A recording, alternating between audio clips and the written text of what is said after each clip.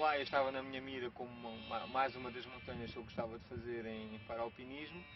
E na altura acontece que eu me senti em relativa forma para fazer o Himalaias, porque pronto, nem sempre nós estamos preparados para fazer uma outra montanha, mas naquela altura em termos físicos, psicológicos, achava que estava bastante preparado para fazer uma cordilheira assim com uma dimensão diferente e procurei a possibilidade de expedições que tivessem nessa linha e acabei por encontrar uma expedição francesa, ainda por cima com um nome conhecido dentro do parapente da competição, porque eu já fazia competição em parapente, que o chefe da expedição era exatamente um piloto da seleção francesa que ia com uma equipa. Eu pedi se podia integrar a equipa. Eles não me conheciam, é evidente, de lado nenhum, tirando uma outra competição. E então mandei o meu currículo ligado ao alpinismo e ao parapente. E pronto, e daí depois eles aceitarem-me na expedição.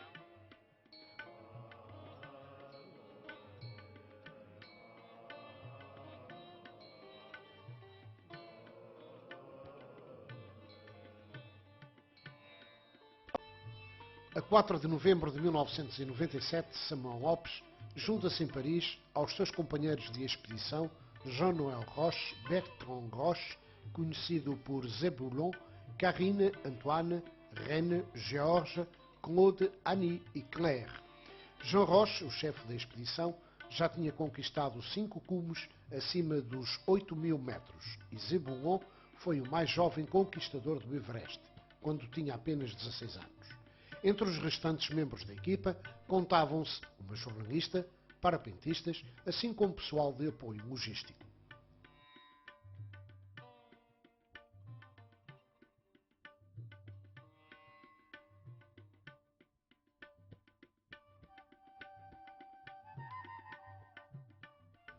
Partindo de Paris, neste mesmo dia, tendo como destino Katmandu, após vários transbordos, eis que a equipa se encontra na capital nepalesa no dia 7. Este dia foi aproveitado por toda a equipa para se ambientar e conhecer a Katmandu que Samuel descreveu no seu diário como sendo uma cidade confusa, de ruas estreitas e sujas e um trânsito caótico. Mas ressalvou o seu povo, que revela uma paz de espírito e simpatia raros nos dias de hoje.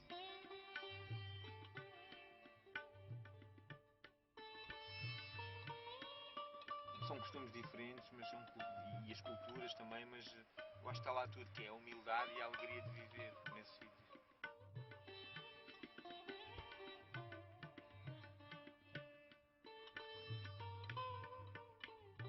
Nessa mesma tarde, parte da equipa dividiu-se e seguiu de autocarro para Nagarkot, enquanto os restantes ficaram na capital para contratarem carregadores. No total, esta expedição necessitaria de 25 destes homens.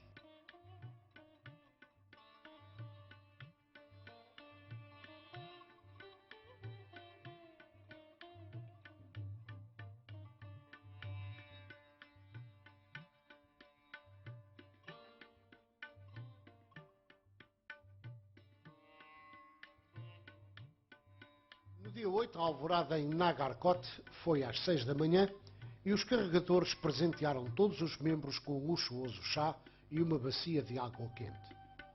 Desta localidade descolaram para efetuar o primeiro voo desta expedição até Chandeni e assim começaram as descolagens malucas e aterragens não se sabe onde, como diria Samuel no seu diário.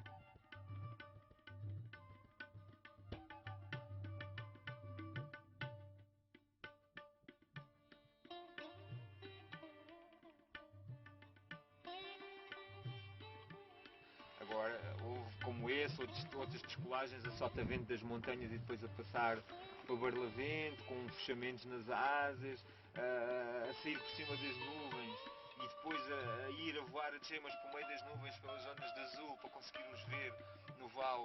Pronto, todas essas houve N histórias, mas que estão aliadas à aventura e ao que tem a ver com o alpinismo e com o parapente.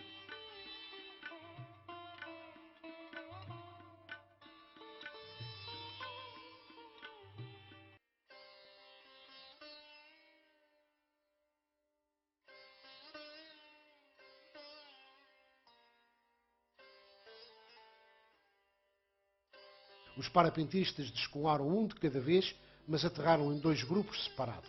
Samuel, Zebulon e Jean num campo ao lado de um curso de água e os outros nos arrozais.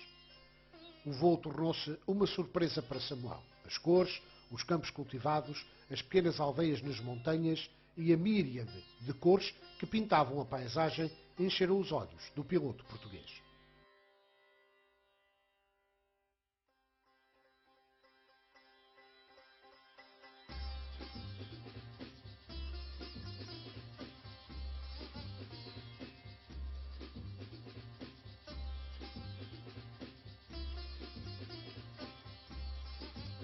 Os Himalaias mudaram muito desde as primeiras expedições, mas as superstições e os mistérios locais continuam presentes, quer para os estrangeiros, quer para os locais. Em Chandeni, dezenas de crianças que trabalhavam e brincavam nos arrozais acorreram para junto dos pilotos espantadas, pois nunca tinham visto alguém voar pendurado num lençol, e logo ali, na aldeia delas.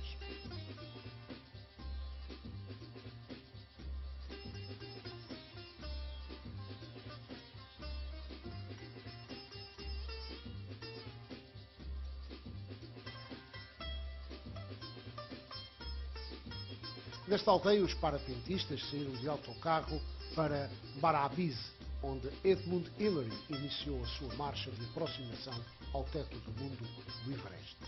Nesta localidade ficou montado um acampamento intermédio. O segundo acampamento foi montado junto ao rio Botekoshi, onde o ruído dos enormes rápidos ressoava e se sobrepunha a qualquer outro som.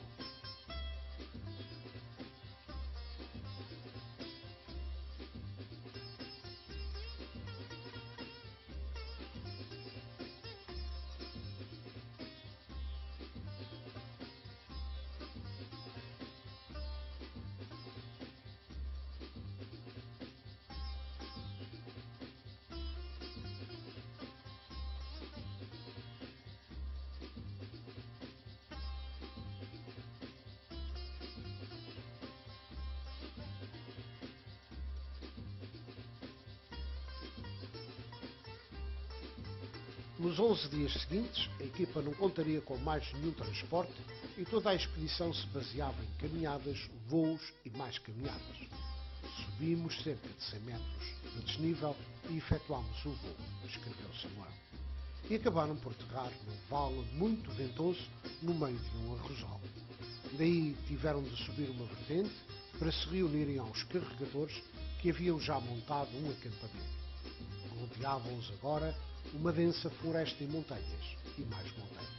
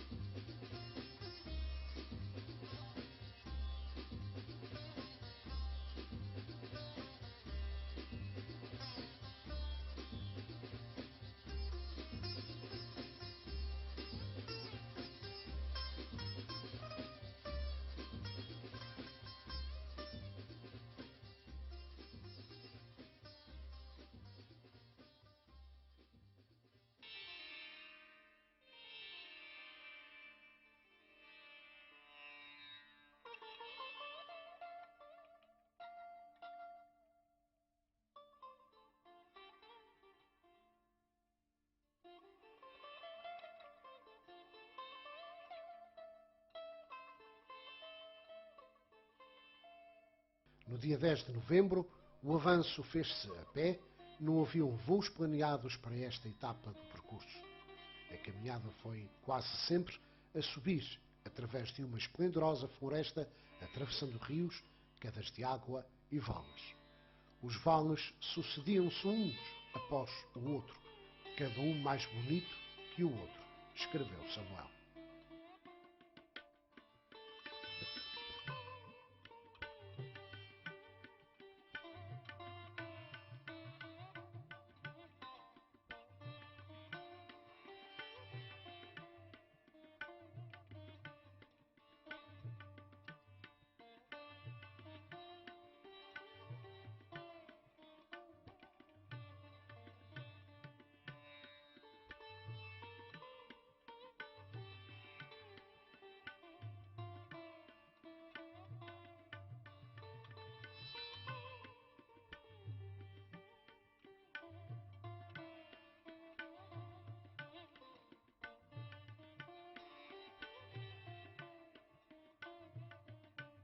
Neste caminho, a expedição foi-se cruzando com diversas pessoas com ferimentos e que pediam medicamentos e ajuda.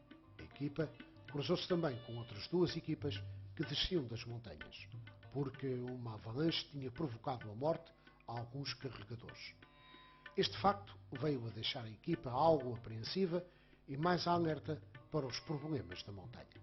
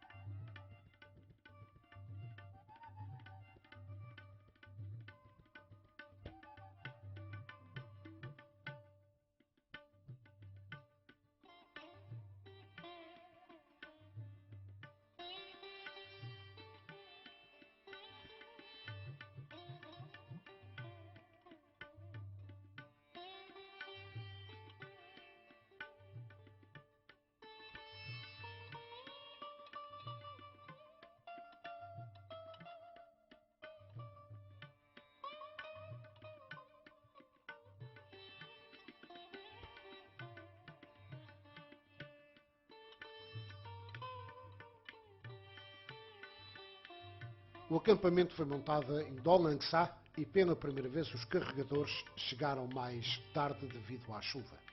No dia seguinte, a equipa madrugou para vencer um desnível de 1300 metros.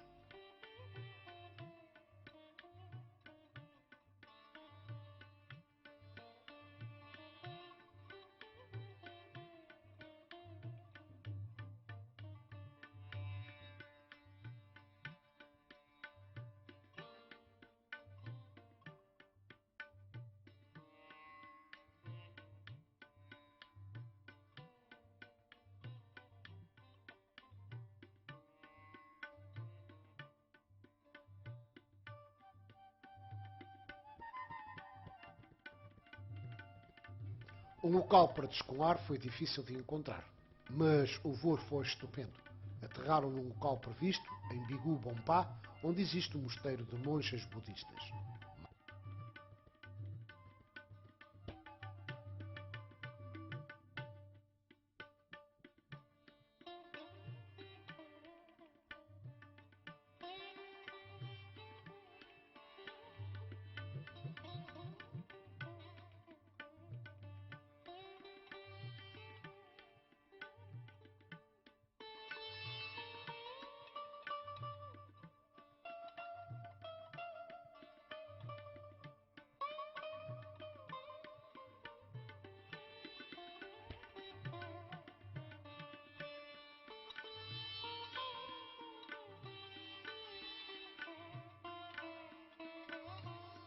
Mais uma vez, problemas com os carregadores. Havia uma grande dificuldade em acompanhar o andamento da equipa voadora.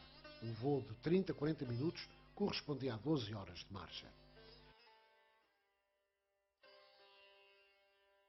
Fazíamos sempre um briefing no dia anterior ao que íamos fazer com o chefe da equipa de carregadores, para organizarmos a logística dos acampamentos e da progressão. E era assim. Depois no ar nós tínhamos rádios, levávamos um rádio e que íamos estando sempre possível em contacto com a equipa de carregadores. Agora é evidente, um voo de 20 minutos correspondia a uma marcha da equipa de carregadores de 11 horas. É evidente que esse voo levava-nos 20 minutos, mas também demorávamos 6 horas, às vezes 7 horas a subir, a escalar o ponto de onde queríamos descolar, enquanto que a expedição, a equipa de logística já tinha essas 6 horas, de andamento.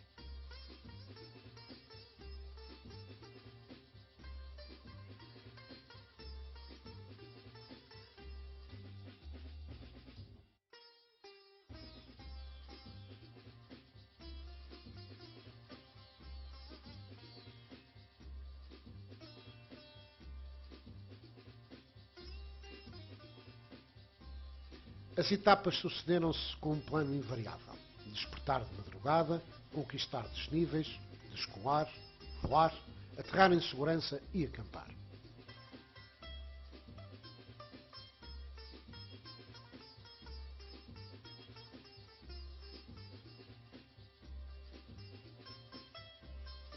estávamos para aterrar, tinha havido uma avalanche na zona e que deparámos com um bocadinho menos de terreno para aterrar. De um lado, do nosso lado direito, tínhamos um rio, daqueles rios dos Himalaias, abaixo super rápido, né? Muito forte, um caudal forte, mas muito violento em termos de caudal. Tínhamos do nosso lado esquerdo uma grande parede, para aí com 400 ou 500 metros de altura de rocha, e nós íamos entrar nesse vale muito fininho e que precisávamos, antes na entrada havia uma clareira boa, portanto o vale continuaria a descer, e era aí que estava mais ou menos programado, porque sabia que havia também umas casas e onde as expedições foi um dos pontos também onde nós iríamos pernoitar, porque havia espaço a montar acampamento, uma série de coisas. E só que com aquela avalanche de rochas que tinha havido, deixou-nos menos espaço e, por incrível que pareça, a equipa ficou reduzida a uma coisinha muito pequena e todos aterraram, ou quase todos meteram o pé no mesmo sítio quando aterraram a asa, que realmente é uma coisa, a necessidade tinha que ser e aconteceu.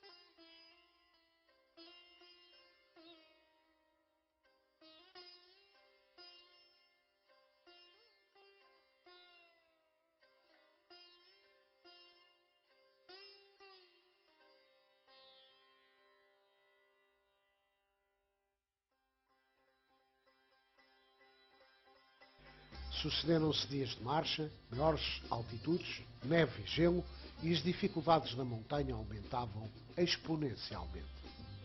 Um membro da equipa, a jornalista que acompanhou a expedição, abandonou a aventura devido a uma lesão.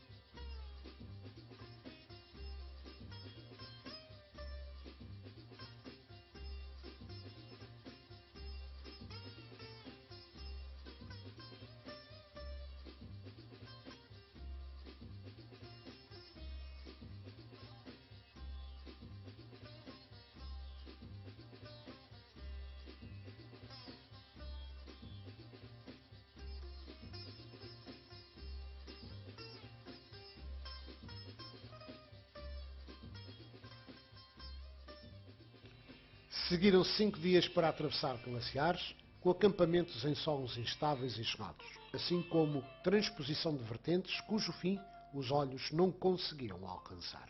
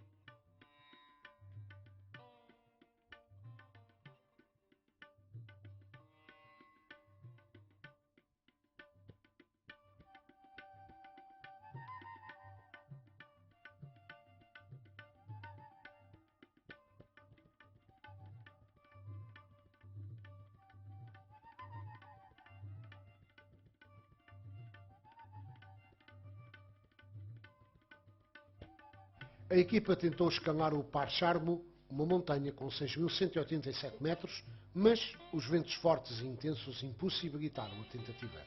A equipa optou então por descolar em segurança entre os 5.500 e os 5.800 metros e atingiram a aterragem programada em Tameor.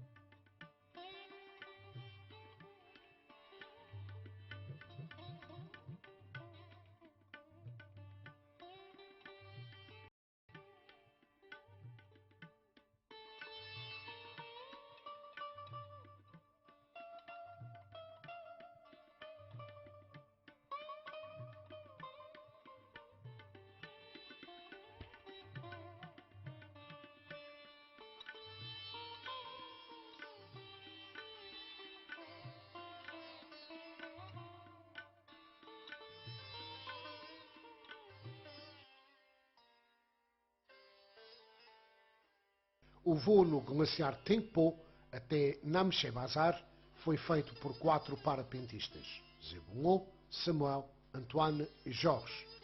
No dia 21 de novembro foi efetuado o derradeiro voo até Cubo.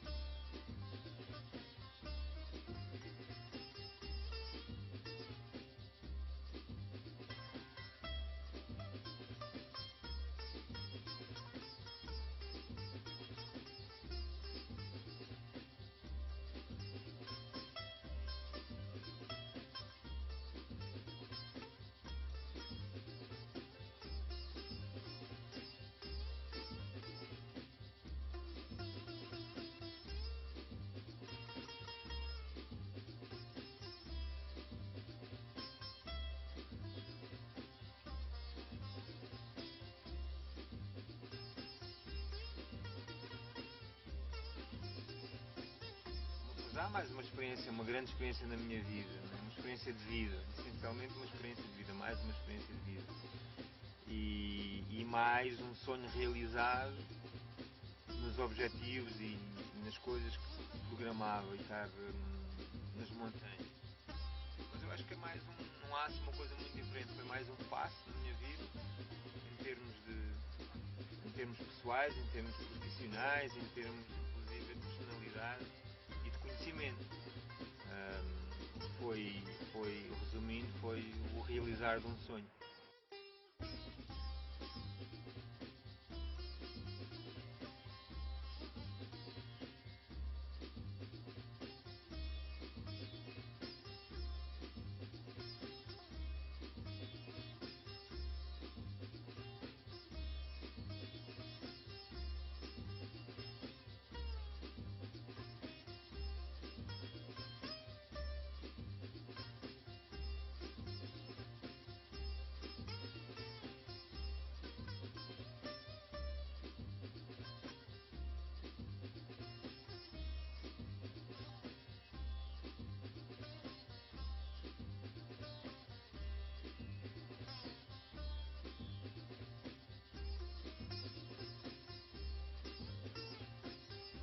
A última etapa foi feita a pé até Lukla e daí, de regresso a Katmandu, o percurso foi feito de helicóptero.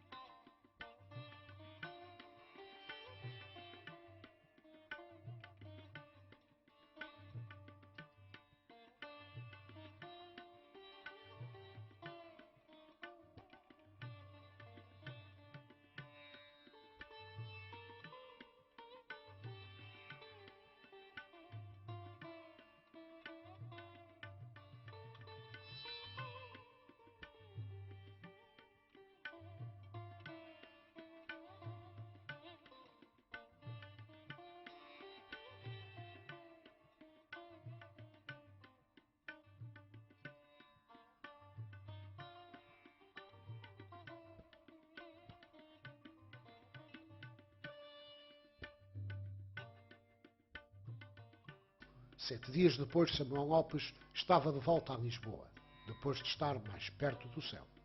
Da aventura ficaram recordações e amizades para toda a vida. E as aventuras para-alpinistas continuaram para Samuel Lopes. Em 1998, foi o primeiro português a descolar acima dos 3.000 metros nos Pirineus. Em 2001, foi também o primeiro português a descolar acima dos 3.500 metros nos Alpes. E em 2002, o primeiro português a descolar acima dos 4.500 metros nos Andes.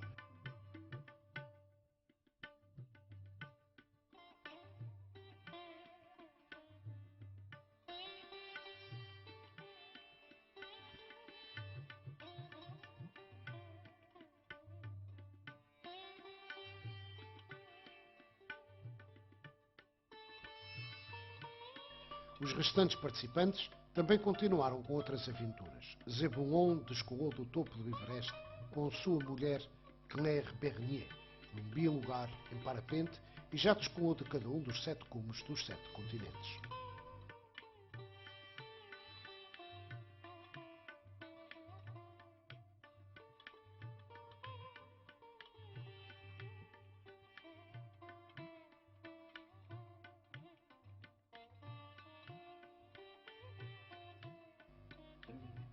Samuel, para quando a próxima aventura? Outra vez. Não queria ainda estar a meter muita coisa, mas brevemente estou a pensar, né, que já não me falta assim tantas, das tantas cordilheiras importantes, já não me falta assim tantas, mas um voo um pouco à aventura, mas um voo um pouco diferente do que normalmente tenho feito. Vamos a ver, mas não queria estar aqui, queria deixar que a ideia ficasse, que eu conseguisse maturar mais a ideia e organizar mais, e depois então aí sim, e então convidar os amigos a beber um chá para explicar o que é que vai acontecer a seguir.